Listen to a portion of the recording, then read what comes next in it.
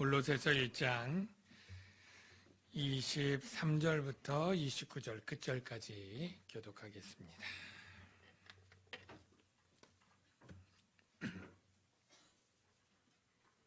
제가 먼저 읽겠습니다. 만일 너희가 믿음에 거하고 터 위에 굳게 서서 너희 들은 바 복음의 소망에서 흔들리지 아니하면 그리하리라. 이 복음은 천하 만민에게 전파된 바요 나 바울은 이 복음의 일꾼이 되었노라.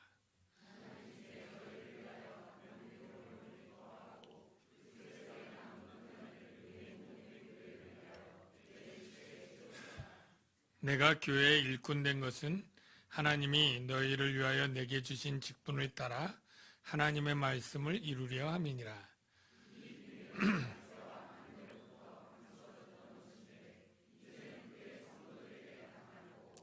하나님이 그들로 하여금 이 비밀의 영광이 이방인 가운데 얼마나 풍성한지를 알게 하려 하심이라. 이 비밀은 너희 안에 계신 그리스도시니 곧 영광의 소망이니라.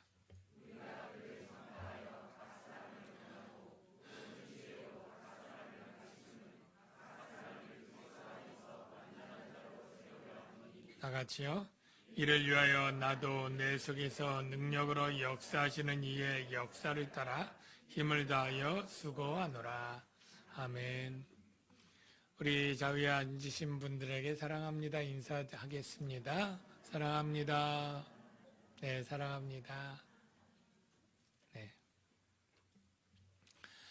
지금 사도 바울이 로마 감옥에 갇혀서 골로새 교회에 편지를 쓰고 있다고 말씀을 드렸죠.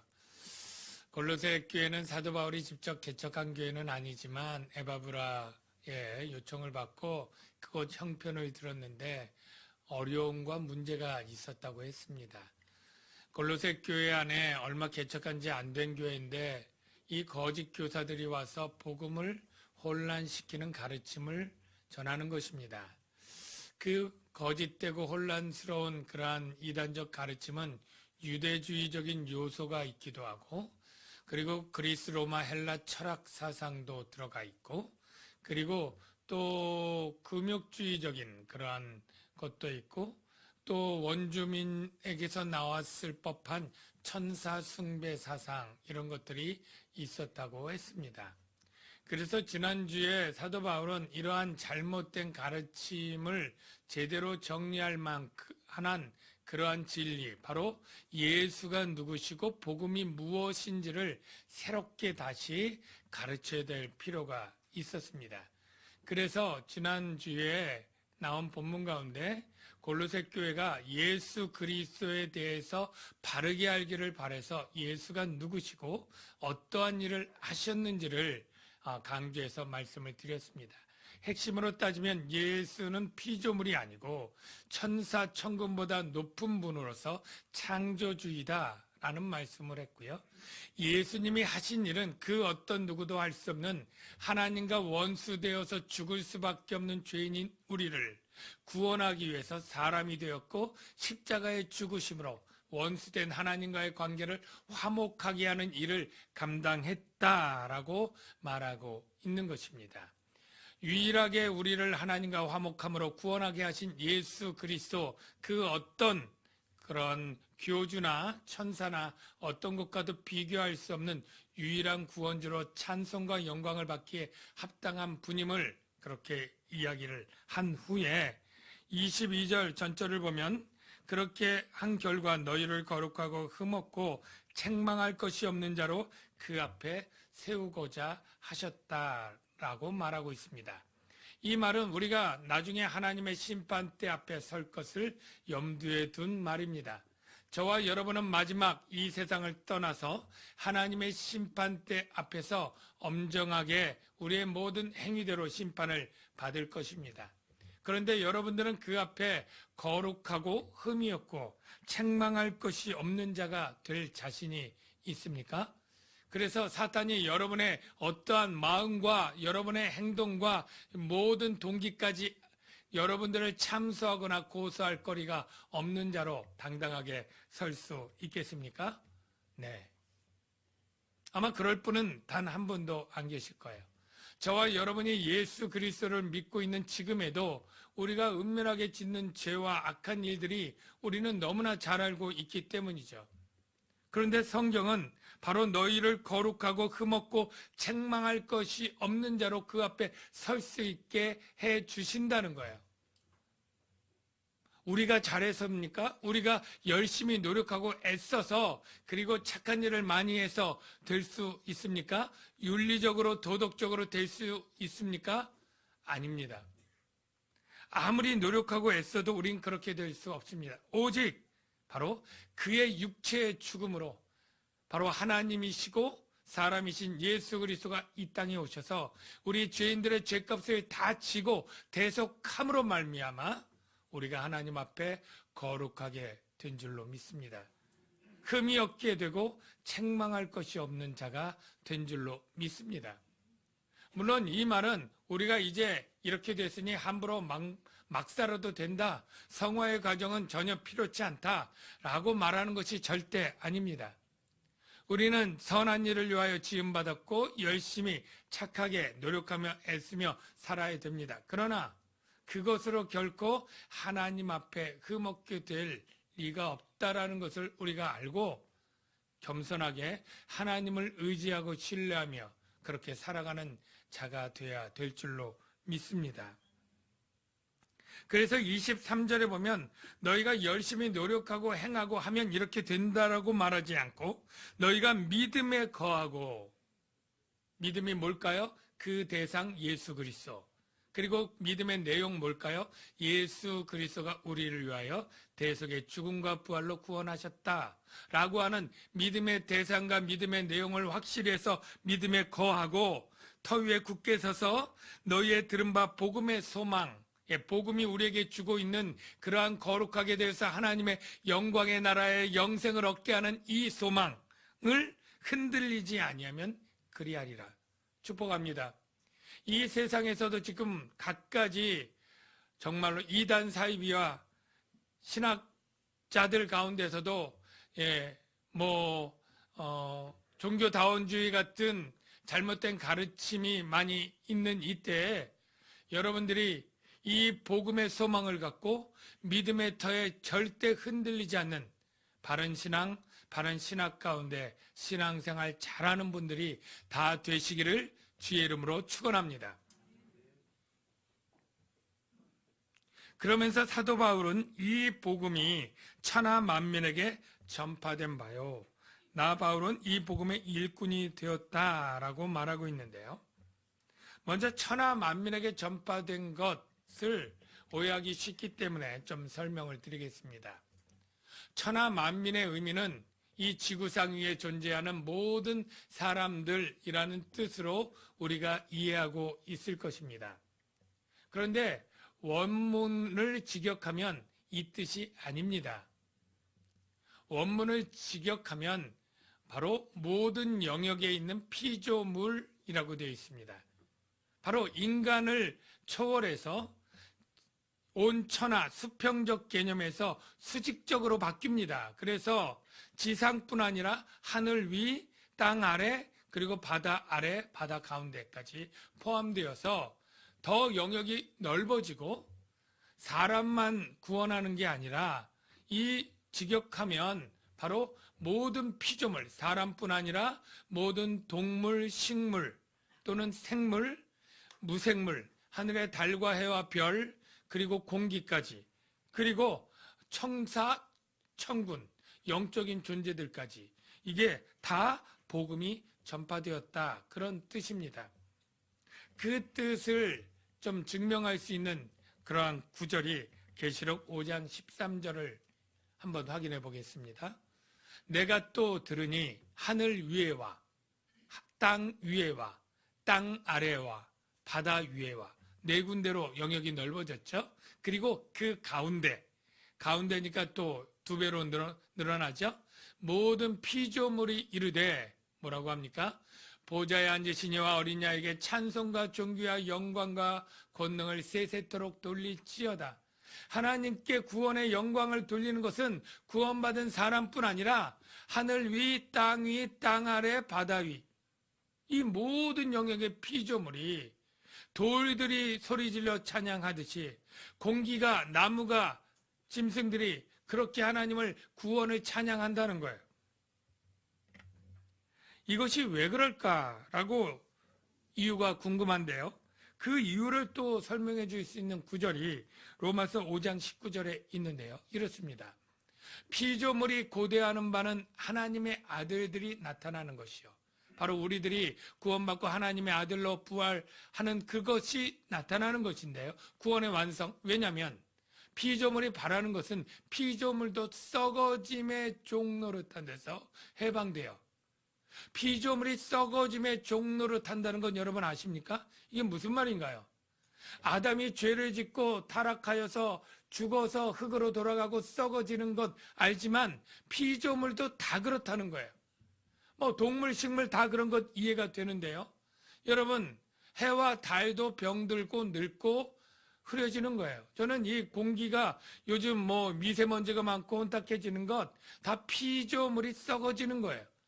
해와 달이 다 낡아지고 헤어지는 거예요. 온 우주가 그렇게 되는 것이 인간의 죄 때문이라고 저는 그렇게 믿습니다. 그래서 종노릇한 데서 해방되어 하나님의 자녀들의 영광의 자유에 이르는 것이라. 바로 이 피조물도 하나님의 영광을 다시 누리고 이 종노릇에서 구원받기를 간절히 바라는 거죠. 그 다음 구절을 보면 지금까지 피조물도 다 이제까지 함께 탄식하며 썩어짐의 종노릇 때문에 고통을 겪고 있는 것을 우리가 아느니라. 이 고통에서 해방되는 구원의 소식, 이 복음이 죄인만을 구원하는 게 아니라 온 피조물을 새하늘과 새 땅처럼 쇠하지 않고 썩지 않고 변하지 않을 그러한 만물로 만드는 그 구원의 완성을 탄식하며 기다리고 있다라는 것이죠. 우리가 복음의 능력이라는 것이 사람에게만 해당된 것이 아니라 훨씬 더 영역이 크고 스케일이 크다라는 걸 우리가 알게 되는데요. 그래서 깨닫는 것은 우리가 복음의 일꾼이 되는 것이 얼마나 위대한 일인가. 이 세상에서도 위대한 일이 많고 정말로 훌륭한 일이 많지만 이 복음의 일꾼으로 복음의 일을 동참하고 나간다는 것은 그 어떤 일보다 정말로 크고 위대하고 놀라운 일이에요.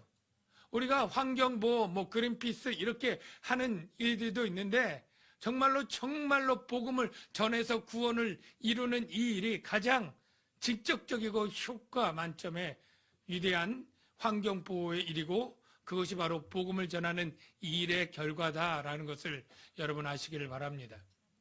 그래서 사도 바울은 나는 그 복음이 그렇게 전파된 바요 나는 복음의 일꾼이 되었다라고 말하고 있습니다.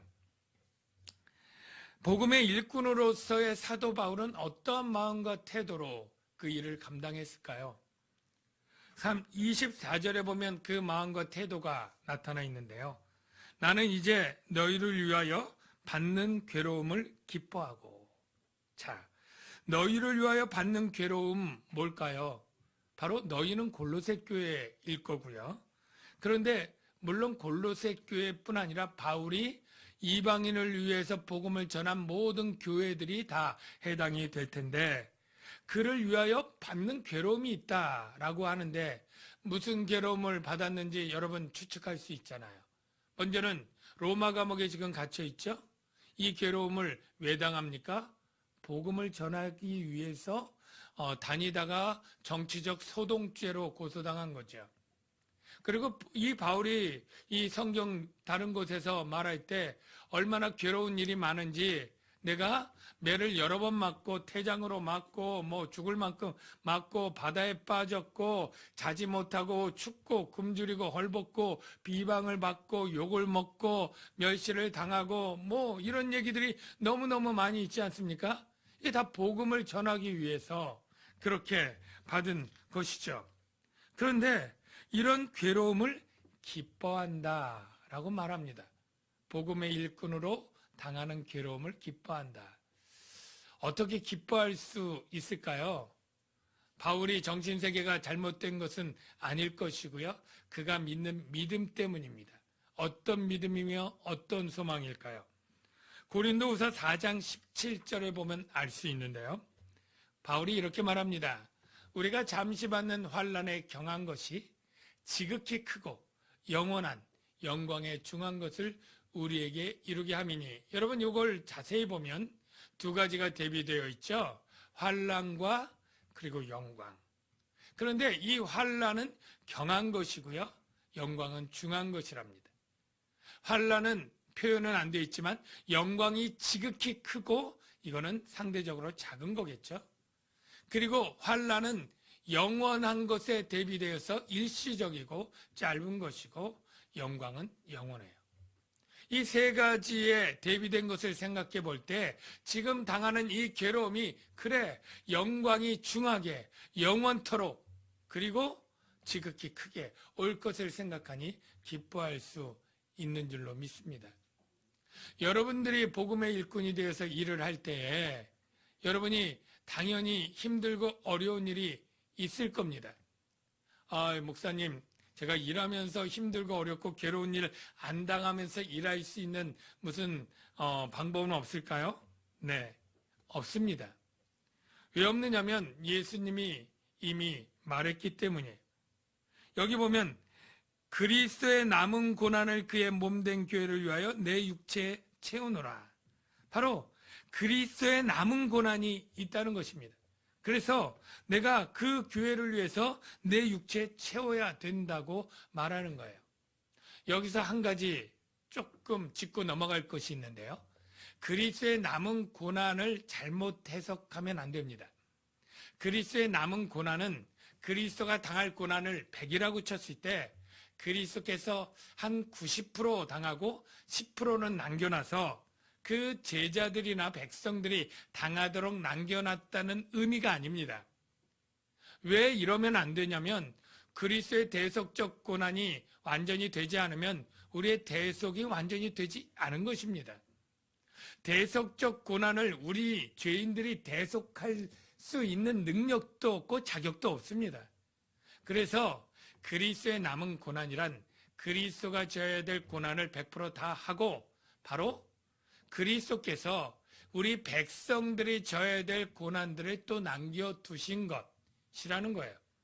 바로 예수님은 자신이 당할 모든 수치와 십자가를 지셨고 우리에게 또 남겨진 십자가들을 각자 져야 될 십자가를 남겨두셨다고 말하고 있습니다. 마태복음 16장 24절에서 확인을 해보겠습니다. 예수께서 제자들에게 이르시되 누구든지, 이 누구든지가 중요합니다. 예외가 없는 거예요. 나는 좀 앉아도 될까요? 그럴 수가 없다는 뜻입니다. 누구든지 예외 없이 나를 따라오려거든 어떻게 해요? 다음 자기를 부인하고 희생이죠. 자기 십자가를 지고 나를 따를 것이니라. 누구든지 예외 없이 예수 그리스도를 본받아 고난을 당해야 된다라는 것이 십자가를 져야 된다라는 것이 바로 주님의 말씀인 거예요. 여러분들이 복음의 일꾼이 되면서 핍박도 안 받고 고난도 안 받고 오히려 칭송과 칭찬을 받으면서 그 일을 할 생각일랑 버려야 됩니다. 무릇 그리스도 안에서 경건하게 살고자 하는 자는 핍박을 받으리라. 우리가 복음을 전하고 믿음 생활 바르게 하려면 세상이 우리를 미워하게 되어 있습니다. 왜냐하면 세상의 실제적 현재 지배자는 사단이고 공중의 권세 잡은 자가 사망 권세로 우리를 위협하고 불순종하도록 그렇게 강력하게 주장하고 있기 때문에 불순종의 아들들로부터 우리는 미움과 박해를 받게 되어 있기 때문인 거죠. 그래서 사도 베드로는 우리에게 뭐라고 얘기하느냐면 우리가 고난으로 부르심을 받았다라고 말하는데요. 여러분, 선을 행함으로 고난을 받으면 참고 이는 하나님 앞에 아름답다. 여기 선을 행함 중에 행함은 하나님을 믿는 믿음이 들어가 있는 줄로 생각이 됩니다. 하나님을 믿는 것이 선이고 하나님을 경외하는 것이 최고의 선인데 그렇게 고난을 받으면 그리고 참으면 하나님 앞에 아름답다라고 말하고요. 이를 위하여 너희가 부르심을 받았다라고 할 때 바로 선을 행하는 것으로 부르심을 받은 것뿐만 아니라 선을 행할 때 고난받는 자로 부르심을 받았다라는 뜻입니다. 그래서 여러분들이 부르심, 소명을 받았을 때 구원애로의 부르심뿐만 아니라 우리가 생각할 건 고난도 겸하여 받아야 되는구나. 여러분이 그렇게 아시기를 바랍니다. 그래서 그리스도도 너희를 위하여 고난을 받으사 너희에게 본을 끼쳐 그 자취를 따르게 하려 하셨느니라. 우리가 예수님을 따라간다 그러면 바로 고난도 받을 텐데 이때 어떻게 우리가 고난에 대처하지? 예수님처럼 하면 되지. 예수님 어떻게 해요? 십자가를 참으사 그 앞에 있는 즐거움을 생각하면서 부끄러움을 개의치 아니하고 당한 그처럼 나도 그렇게 고난을 감당해야지 할 수 있도록 해 주셨다는 거예요. 사랑하는 성도 여러분, 우리 그리스도인이 복음의 일꾼이 되고 주의를 하려면 고난이 반드시 오게 되고요. 이 고난을 통해서 교회는 복음을 전하고 자라나고 성장하게 됩니다. 여러분의 가정을 생각해 봐도 누군가의 수고와 희생 없이 가정이 잘 돌아가지 않습니다. 아버지가 아침부터 땀 흘려 일해서 돈을 벌어오지 않고 가정이 잘 돌아갈 수 없고요. 어머니가 아기를 젖먹이고 키우고 집안일을 잘하고 새벽부터 그렇게 일하는 것 없이 집안이 깨끗하고 청결하고 잘 돌아갈 수 없겠죠. 우리 어린아이들이 잘 자랄 수 있는 것은 아버지와 어머니의 희생과 수고로 가정이 이루어지는 것처럼 바로 교회도 누군가의 희생적 섬김과 수고 그리고 고통당하는 그러한 일을 감당하는 것 때문에 교회가 성장하고 그리고 아름답게 되어지는 것이라고 믿습니다. 사도 바울의 이러한 수고와 고통은 교회를 위한 것이고 그것이 그리스도의 몸된 교회를 위한 것, 그리스도를 위한 것입니다. 25절에 보면 사도 바울이 어떻게 이제 교회를 하는지를 보여주고 있는데요. 내가 교회의 일꾼 된 것은 하나님이 너희를 위하여 내게 주신 직분을 따라 하나님이 사도로 부르셨죠. 하나님의 말씀을 이루려 함이라. 여기 먼저 이루려 하고 하는 단어를 조금 정정해 드릴게요. 하나님의 말씀을 이루려 성취하다 완성하다 이런 뜻도 있습니다만 이 뜻 가운데 전하다라는 말이 있습니다. 전하다. 그래서 사도 바울은 이 하나님의 말씀을 전하는 직분을 받았다라고 말하는데요. 이것이 사도행전 9장의 아나니아가 사울이 회심할 때 한 말과 아주 잘 연결되는데요. 아나니아가 사도 바울, 즉 사울일 때 이렇게 말하죠. 이 사람은 내 이름을 이방인과 임금들과 이스라엘 자손에게 전하기 위해 택한 나의 그릇이라. 그가 내 이름을 위하여 얼마나 고난을 받아야 할 것, 고난 전하기 위해 고난받을 자로 택했다라고 말해서 사도 바울은 내가 아버지께 어떤 사명 받았느냐면 말씀을 전하는 사명을 받았다. 그래서 교회 일꾼이 되었다. 이렇게 이야기를 하고 있는 것 이해가 되시죠? 그런데 여기서 우리가 조금 주목할 것은 좀 전에는 사도 바울이 어디 일꾼이라 그랬어요? 뭐의 일꾼? 우리가 보니까 앞에 무슨 일꾼이라 그랬어요? 23절에 복음의 일꾼. 지금은 뭐라 그래요? 교회 일꾼. 사도 바울이 두 가지 일을 다르게 겸직을 하고 있는 건가요? 같은 일을 하는데 다르게 표현한 것일까요? 네. 저는 교회의 일꾼과 복음의 일꾼이 같은 일꾼이라고 생각을 합니다. 예. 복음의 일꾼과 교회의 일이 다른 일이 아니라고 생각해요. 정확하게 인과관계를 따져보면요. 복음을 전하는 일의 결과가 교회가 생깁니다. 예. 복음을 전하면 복음을 믿는 자들이 생기죠. 그게 교회잖아요. 복음을 전한 결과 교회가 생겨요. 그러면 교회는 무슨 일을 합니까? 복음을 전하는 일을 또 해요. 그래서 복음의 일꾼이 또 교회의 일꾼이에요. 여러분들 여러분들 모두 교회 일을 감당하면 여러분이 복음의 일꾼이요, 교회 일꾼이 되는 걸 여러분 믿으시기 바랍니다. 물론 복음의 일꾼이란 복음을 직접 전하는 전도자들이 제일 먼저 해당이 되겠죠. 뭐 선교사님이나 전도자나 아니면 목요 전도나 주일 전도나 아니면 개인적으로 누구를 전도하는 사람들이 복음의 일꾼이라고 그래도 쳐줄 수 있지 않습니까? 그러면 난 전도를 아직 못하니까 나는 복음의 일꾼이 아닌가요? 이렇게 조금 우울할 수 있는데 절대 그렇지 않습니다. 여러분이 교회에서 어떤 봉사를 하건 어떤 일을 하건 그것은 전체적으로 복음을 전하는 일과 직간접적으로 다 연결되어 있다라고 저는 믿습니다. 일단은 여러분들이 교사로 가르치는 것, 복음을 전하는 일입니다. 여러분이 누구를 위로해서 다시 세우는 것, 그가 다시 복음의 은혜 가운데 다시 서도록 하는 일입니다. 이거 그냥 제 주장이 아니라 오늘 본문에 보면 28절에 근거가 있습니다. 우리가 사도 바울 전도팀이죠. 그를 전파하여, 누구예요? 예수 그리스도를 전파하여 각 사람을 권하고 모든 지혜로 각 사람을 가르침은 각 사람을 그리스도 안에서 완전한 자로 세우려 함이니, 예수를 전파하는 것이나 사람 낙심한 영혼들을 권해서 세우는 일이나 그리고 각 사람을 가르치는 것, 우리 주일학교부터 다 가르치는 것, 결국에 하나님의 말씀이요 복음이 핵심인 줄로 믿습니다. 그래서 우리 여러분들이 교회에서 어떤 봉사를 하더라도 봉사를 하는 것은 교회의 일꾼이 될 뿐 아니라 복음의 일꾼이 간접적으로 될 수 있다라고 믿으시고요. 조금 더 넓게 하면 나는 아무 봉사도 안 하는데, 그러는데 여러분들이 열심히 일해서 소득의 11조를 드리면 그게 귀한 재정적인 봉사라고 제가 여러 번 말씀드리죠. 우리가 선교나 전도나 교육이나 어떠한 일도 재정이 들어갑니다.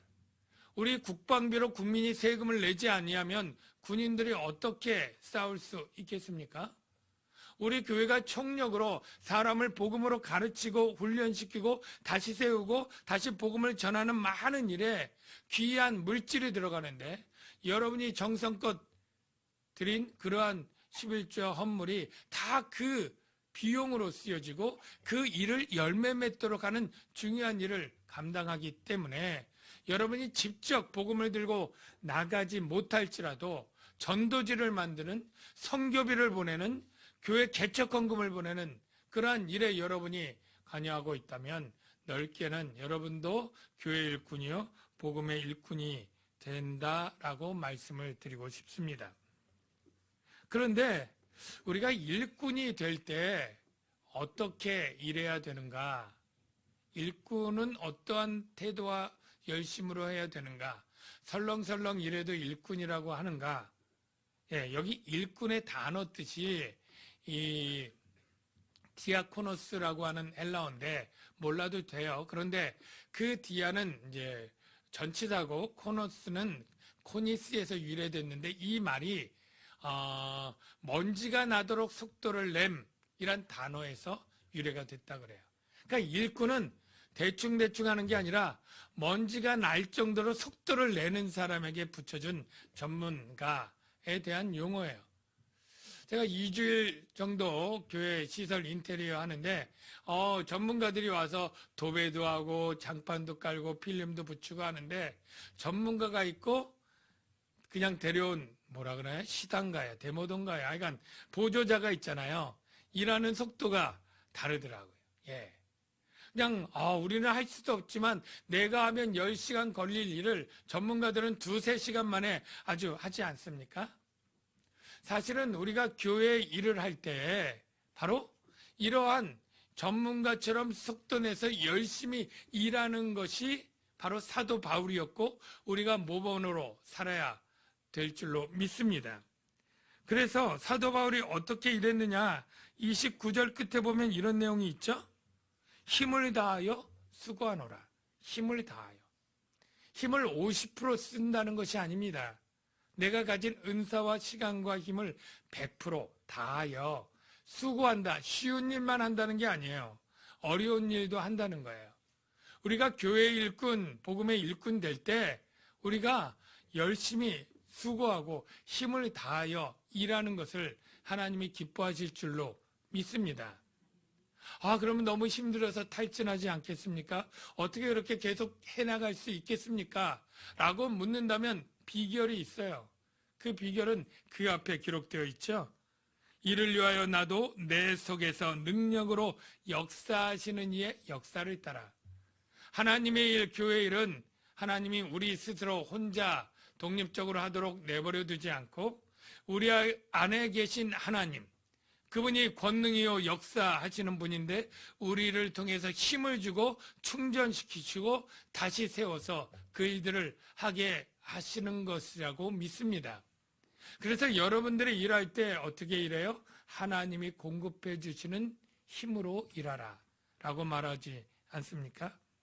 사랑하는 성도 여러분, 우리에게 주신 이 하나님의 말씀은 놀랍고 위대한 것인데 놀랍고 위대한 것의 표현을 비밀이라고 표현합니다. 우리 끝으로 26절, 27절 우리가 이 복음을 하나님의 말씀을 비밀이라고 말하고 있는데요. 왜 비밀인지 먼저 살펴보면요.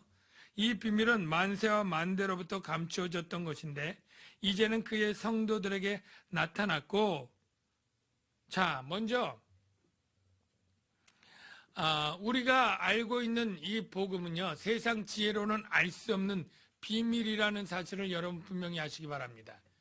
사실은 만세와 만대로부터 감춰졌으니 구약의 선지자들이나 모세나 다윗도 제대로 알 수 없는 그런 비밀을 저와 여러분이 지금은 알고 있다는 사실을 여러분 생각해 보십시오.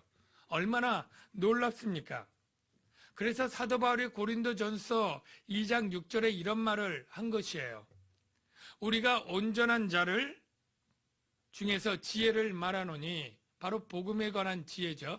이는 세상의 지혜가 아니요, 이 세상에서 없어질 통치자들의 지혜도 아니요, 오직 은밀한 가운데 있는 하나님의 지혜를 말하는 것으로서, 복음은 감추어졌던 것인데 하나님이 우리의 영광을 위하여 만세전에 미리 정하신 것이라.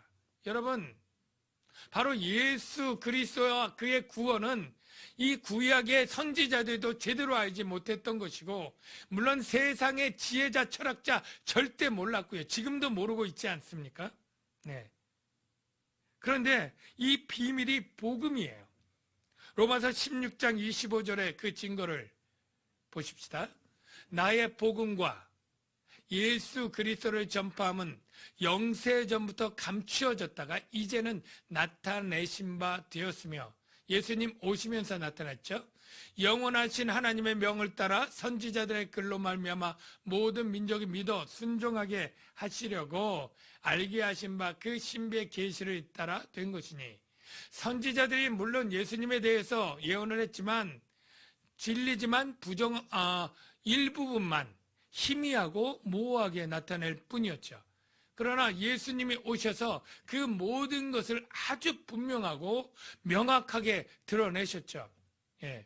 그래서 하나님이 사람이 될 것, 그리고 그 사람이 인간을 구원할 때 자신의 몸을 희생제물로 죽여서 대속할 것, 그리고 부활하실 것, 재림하셔서 보혜사 성령을 보내실 것, 그래서 교회를 이루게 하시고 교회를 통해서 우주적인 통일을 이루며 구원을 이루게 하실 것, 이 모든 것을 한 선지자가 다 알게 되지 못했습니다. 부분 코끼리의 몸뚱아리 일부분 아는 것처럼 틀린 건 아니지만 아주 부정확하고 잘 모르는 그러한 진리들을 예수 그리스도가 완성하면서 모든 것을 드러내게 된 것이죠. 더욱이 놀라운 비밀은 골로새 교회에게 해당되지만 우리에게도 해당이 됩니다. 이방인에 관한 비밀이에요. 하나님이 그들로 하여금 이 비밀의 영광이 이방인 가운데 얼마나 풍성한지를 알게 하려 하심이라. 이 비밀은 너희 안에 계신 그리스도니 곧 영광의 소망이시라. 예수 그리스도가 오므로 어떤 일이 일어났느냐면, 전에는 하나님의 백성이고 혈통적 유대인 이스라엘 선민들만 하나님의 백성으로 인정함을 받았습니다. 대부분 그랬다는 거죠. 이 에베소 교회나 골로새 교회처럼 이방인들에게 구원의 길이 없었어요. 근데 어떤 일이 일어났습니까? 예수 그리스도의 구원으로 말미암아 전 세계 이방인들도 믿는 자는 구원을 얻게 되는 것이 놀라운 비밀인 거예요. 그래서 에베소서 2장 12절에 보면 원래 골로새 교인도 에베소 교인이랑 똑같이 그때 너희는 그리스도 밖에 있었고 이스라엘 나라 밖의 사람이고 약속의 언약들의 외인이고 소망도 없고 하나님도 없는 자였다. 똑같은 진단이 나오죠. 그런데 예수 그리스도로 말미암아 복음이 온 다음에 어떻게 바뀝니까? 이제부터 너희는 외인이 아니고 성도들과 동일하고 바로 하나님 나라 시민이고 하나님의 권속이라. 이렇게 바뀐 거예요. 이게 바로 놀라운 비밀이라는 거예요. 여러분, 우리도 이방인이고 우리도 외인이고 소망 없고 하나님 없는 자 맞지 않습니까? 그런데 이 예수 그리스도의 복음 때문에 우리가 하나님의 자녀가 되고 권속이 되고 시민이 되고 이것이 놀랍고 감격스러워야 될 일이 되는 줄로 믿습니다. 표정으로 봐선 별로 감격스러워 보이지 않지만은 그런 일이란 걸 우리가 분명히 알고요. 그렇기 때문에 우리가 어떻게 해야 됩니까? 이것을 전해야 되는 거죠. 여러분, 어떤 마트에서 반엑셀 할인 이런 대박 소식만 나도 여러분 전화기 돌리고 문자 돌려서 거기 이렇게 알려서 같이 가자고 하는데 어떤 음식점에서 할인하고 세일하면 그것이 큰 소식이라고 우리가 정말로 신나게 알리는데 정말로 놀라운 이 비밀과 위대한 이런 일에는 우리가 감격도 하지 않고 전하지도 못하는 그런 모습들이 우리 안에 너무 많지 않습니까? 사랑하는 성도 여러분, 이 세상에 가장 위대한 사건이 있다면 바로 하나님이 긍휼하심으로 죄인을 구원하고 온 우주를 구원하는 사건인 줄로 믿습니다.